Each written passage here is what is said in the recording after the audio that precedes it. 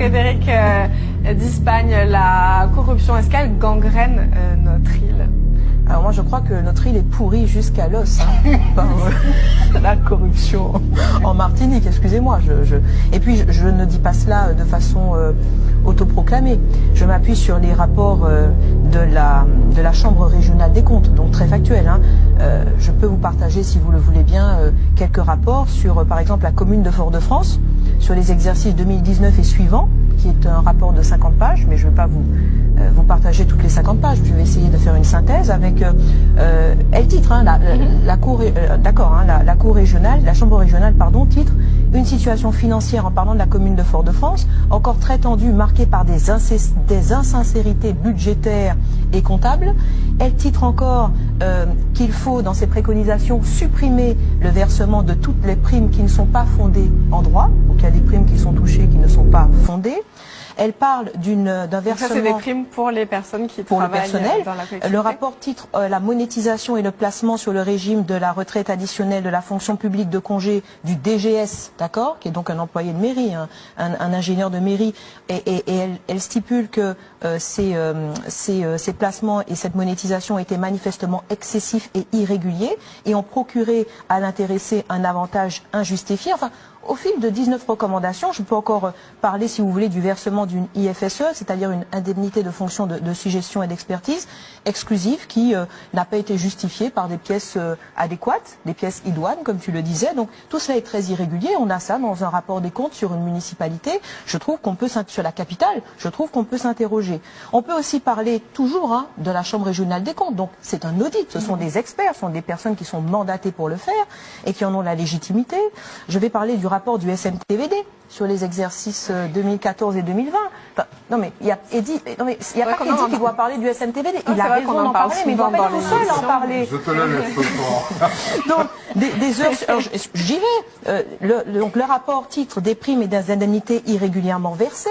Donc ce n'est pas de l'illusion, c'est aujourd'hui avéré. Des primes informatiques irrégulièrement versées, des heures supplémentaires attribuées irrégulièrement, sans prise en compte des règles relatives aux règles du travail. Ça veut dire que peut-être que les heures de travail n'ont pas été effectuées, je n'en sais rien. Des frais de siège, donc on parle donc du SNTVD, qui ont beaucoup augmenté sans explication particulière. Ils représentent chaque année une charge comprise entre 450 et 500 000 euros, à savoir 7% du chiffre d'affaires. Ceux du groupe Seine ont augmenté de 75% entre 2016 et 2018. Un coût des prestations trop élevé, des clauses de contrat insuffisamment précises, un prix en constante augmentation. Non mais on parle corruption, donc faut factualiser. Et vous inquiétez pas, c'est mon dernier, mais j'ai encore la CGSS. Pour une disponibilité moindre à l'ouvrage et la location de camions de benne amovibles avec chauffeur de marché exagérément onéreux.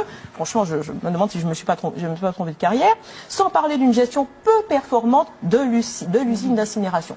Je ne devrais même pas voir ça dans un rapport régional des comptes, chère Hélène. Je ne devrais... En fait, quand je vois un rapport comme ça, pour moi, vous devez démissionner. Vous devez partir quand je vois cela. Vous êtes élu, vous devez véritablement rendre des comptes justifiés. On n'est pas les plus chopés. Tiens donc, oui voilà, ah non, ça. on n'est pas les plus chopés. On n'est pas les plus chopés. Probablement parce qu'on est les meilleurs en matière de corruption. Donc ils font des choses, cette association. Ils ont mis en place un certain nombre de processus d'enquête et ils considèrent que la Martinique est leur prochaine victime, entre guillemets, et ils vont mettre le paquet. Donc il y a des gens là, à mon avis, enfin, si je peux les conseiller, devraient mollir.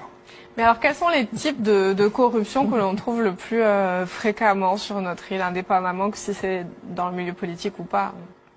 Ce qui marche très très bien ici, c'est la surfacturation des marchés. C'est-à-dire que, normalement, ce téléphone, il doit coûter, je vous l'achète, il coûte 100, vous me le facturez 200. Et les 100 supplémentaires que je vous ai donnés, vous, de manière légale, vous me les rétrocédez en liquide, de manière à me remercier de vous avoir choisi. C'est ce qui marche le plus sur les chantiers essentiellement de travaux. Je vous rappelle qu'il y a une entreprise qui mettait un revêtement routier. Je ne vais pas nommer l'entreprise en question. Normalement, l'entreprise aurait dû mettre un revêtement routier de 20 cm. Elle en a mis 10. Et les gens qui devaient contrôler ça dans la collectivité qui avait passé le marché, eh ben, ils ont touché de l'argent pour dire qu'il y avait 20 cm. Et en mettant 10 cm au lieu d'être 20, ben, cette entreprise a été payée pour 20 cm. Hein. Elle a pu rétribuer les gens qui avaient fermé les yeux. Ça, c'est tous les jours. Tous les jours. Et les chiffres que je viens de donner indiquent que chez nous, dans les Outre-mer, on est beaucoup plus sensible à ce type de proposition. Elle a raison, mais elle n'ose pas aller trop loin. Il y a des gens qui nous disent, je ne comprends pas pourquoi nos maires, nos présidents n'obtiennent pas des trucs alors que les Réunionnais. Mais quand un maire ou un président arrive à Paris, et puis il commence à faire le coq là, il y a des types qui très souvent, moi j'ai vu ça, ils poussent un petit dossier comme ça, le type prend son dossier, il l'ouvre et il voit qu'on a des éléments sur son niveau de corruption. Et donc il se calme tout de suite et son dossier disparaît. Exact. Sa demande s'évanouit. Ça existe. Et c'est très courant. C'est un double jeu. La corruption, en fait, devient, si vous voulez, une menace, une constitution de dossier. Et on le voit beaucoup pour nos élus martiniquais. Je suis désolée d'enfoncer le clou. Et du coup, vous êtes pieds et mains liés, puisque vous avez mis la main dans le pot de miel. Donc, on vous fait rien, mais vous devez vous taire. Voilà.